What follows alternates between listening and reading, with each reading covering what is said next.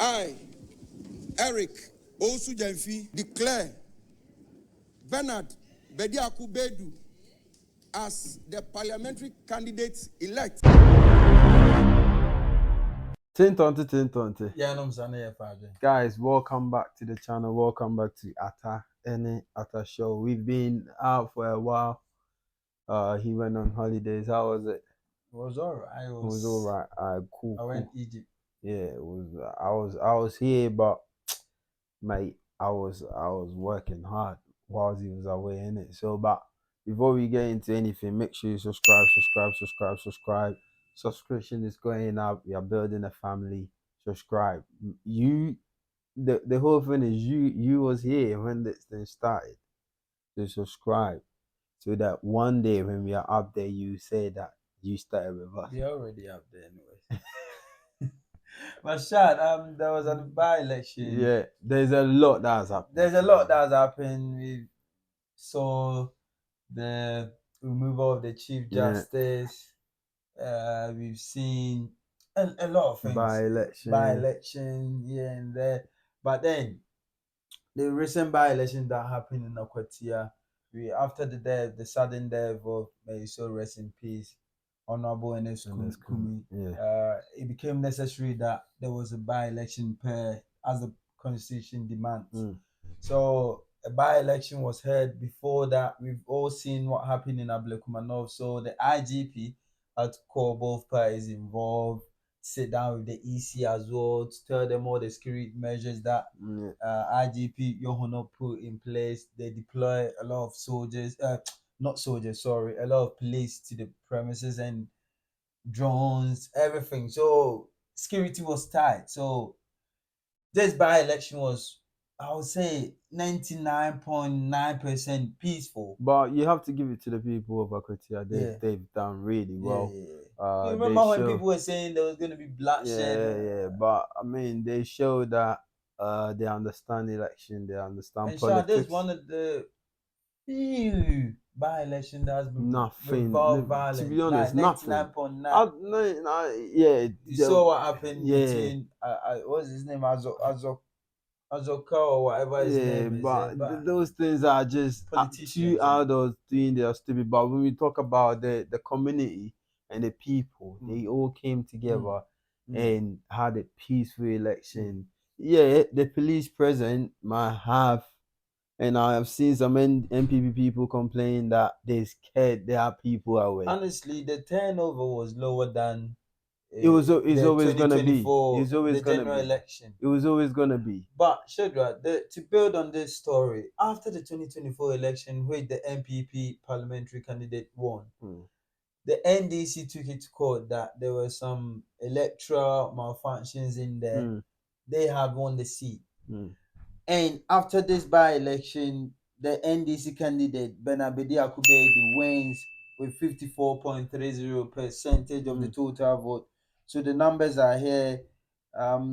Bernard Bediako, Honorable MP elect, had 18,199 votes, representing, as I said, 54.30% of the total voters.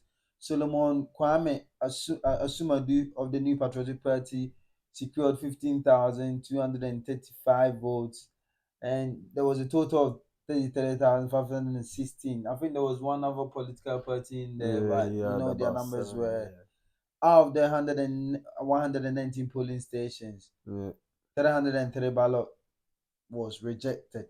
I repeat, Asumedu Solomon, NPP, had 15,235. Bernard Bediakubedu, NDC, had 18,199. Osu Patrick, LPG, had 82 votes. Total valid votes, 33,516. Total rejected ballots, 303. Total vote casts, 33,819. With the figures mentioned so far, Director, with your permission,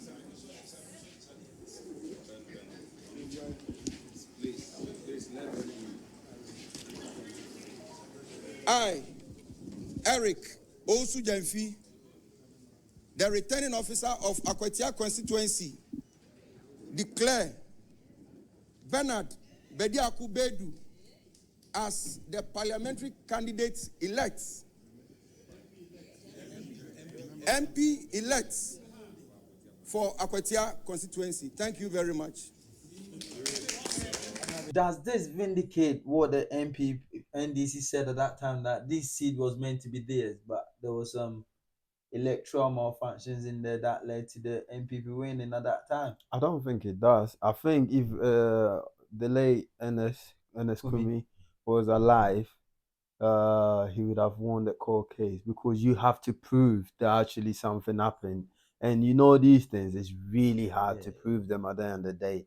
If it goes through the EC, it's gone through. But you could win it, but then does the by-election reflect that there was indeed some malfunctions in there? I don't think so. I think now the NDC is very popular.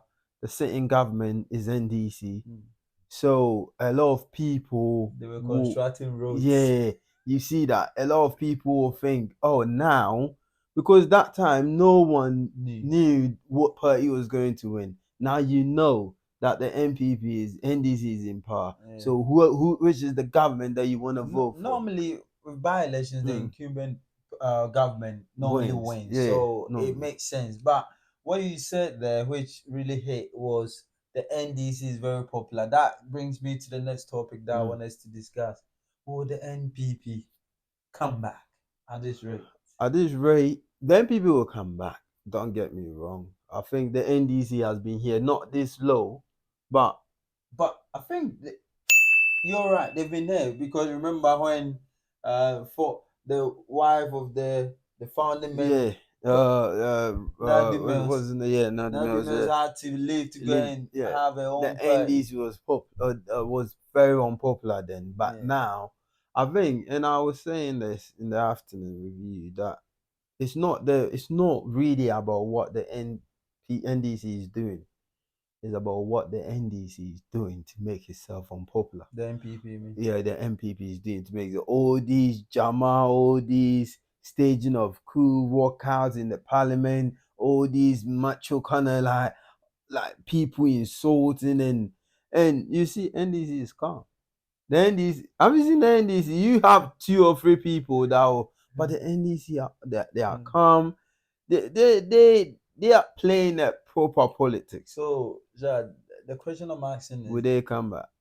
No, like you said, they will come back, definitely. The NDC has been low, and they've come back. The time 2016 election, the gap was about, it was millions, a big gap, millions, 1 million, over 1 million. And that was the first time we had this gap, and this is a new record in 2024. So definitely it could be that next 8 years it will be 3 million gap, or no one will even go out to vote, because voter turnout has been going down over the years, because people have seen that these politicians, and this goes to every politician. I would be scared if I was a politician, because clearly people are not interested in politics no more. They don't want to waste their time, go and join the queue to vote for people, honorable men that claim that if the NDC wins, I'll resign, come back and say, you're not honorable. So confidently, I'm telling you, mark my words, I can even tell you that if we lose this election, I'll resign as a member of parliament. I'm telling you, we'll win these elections. We'll win. If we lose these elections, I'll resign as a member of parliament. I'm telling you, we'll win. By close of day Tuesday, you see that we have won the elections. Things like this is making every politician unpopular, and people are not interested in joining the queue, long queue, to stand in the sun to go and vote for people like that. But at the end of the day, people will still vote. So we will still have our elected members of parliament. So, Shad, the MPP, let's discuss the MPP. Do you think the MPP have leadership crisis? I think they've got leaders, but how effective are the leaders right now? I think they've got leaders, they don't have a strategy. They've got leaders, but it's kind of like all the leaders are more dejected. Like everyone is doing their own thing, what they think is right. They've got leaders. Have they got the right leaders? Because I was saying something. I think they've got right leaders. I was saying something to you that there's leaders, and there's the presence of leaders, and there's leaders that are present. Yeah, but I think the NPP's got leaders. Like look at the minority leader is proper. He can be.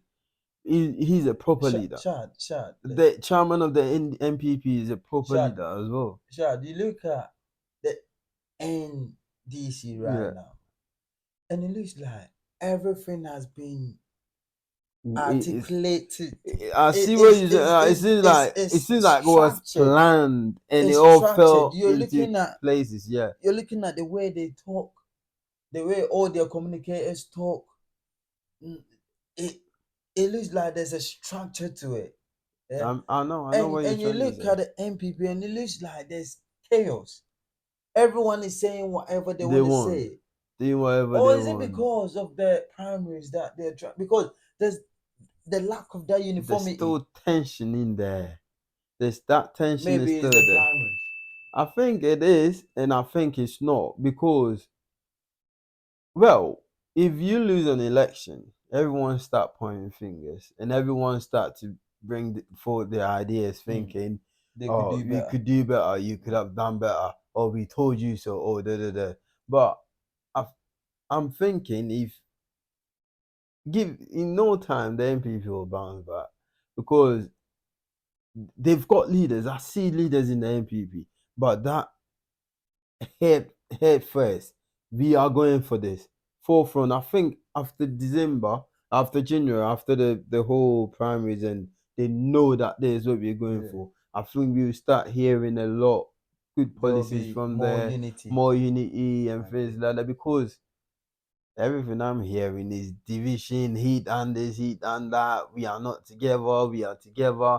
For a party to have, look at the members of parliament, parliament in parliament right now. I think 87. That's you see how unpopular they are even in the parliament itself. So among their colleagues, they're unpopular. Among the Ghanaian people, they are unpopular. But they will bounce back. I think so. Hopefully, because we need a good. No, I don't need them. I need someone else to just come and take over, bro. I don't need MPP, NDC. But I don't. At the end of the day, we are partisan state. So, but then we know they will come back, and like you said, after the primaries, we hope that they find a strategy, a uniform front where everyone in the party is speaking one language. We are all for the elephant. We are not for our personal interest. Someone that we favor. Yeah. So I think we are going to review this video after the primaries to see whether there's that unity building. Because without unity, if the people see that you're disintegrated, they won't vote for you. So true. I think the tension will come down after that. Let's hope so. All right, guys. If you're getting value, like we always say, just subscribe to the channel, like the video, share the video, comment on the video as well. Let us know, will the NPP come back or they are dead? Thank you for watching.